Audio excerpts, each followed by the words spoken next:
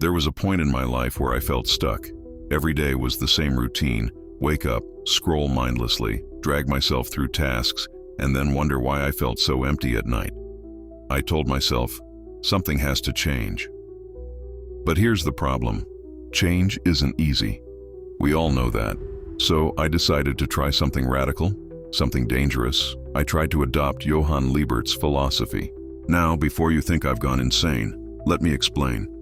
Johan Liebert, the chilling, manipulative character from Monster, is often seen as pure darkness. But beneath the evil, there's something else.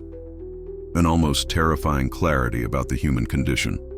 He understands fear, weakness, loneliness, and uses it with deadly precision.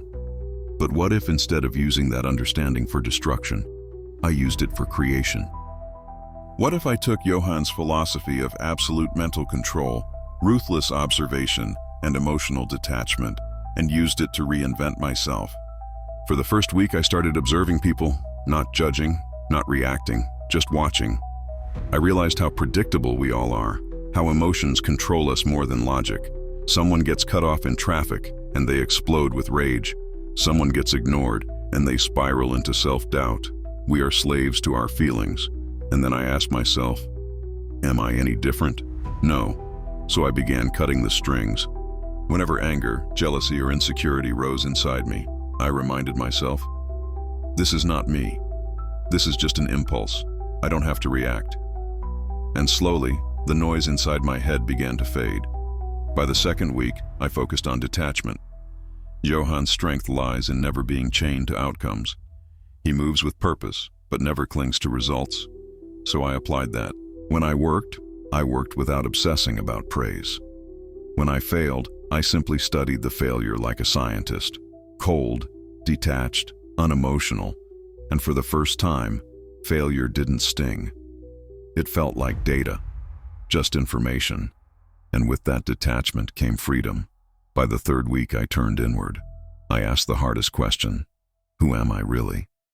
Johan's philosophy teaches that people wear masks, layers of lies they tell themselves. I confronted mine. I admitted my weaknesses, my procrastination, my addictions, my tendency to escape through distractions. And it was painful, because truth always cuts deep. But here's the thing, when you strip away the lies, what's left is power. Because only when you see yourself clearly can you rebuild yourself honestly. By the final stretch of 30 days, I wasn't the same person. I wasn't reinventing myself by adding things. I was reinventing myself by removing things, removing the weakness, removing the fear, removing the mask. I learned that Johan's philosophy, when reversed, isn't about manipulation of others, it's about mastery of self. It's about becoming someone who can walk through fire and still remain calm, someone who isn't ruled by chaos, but who uses chaos as fuel. So what happened after living with this philosophy?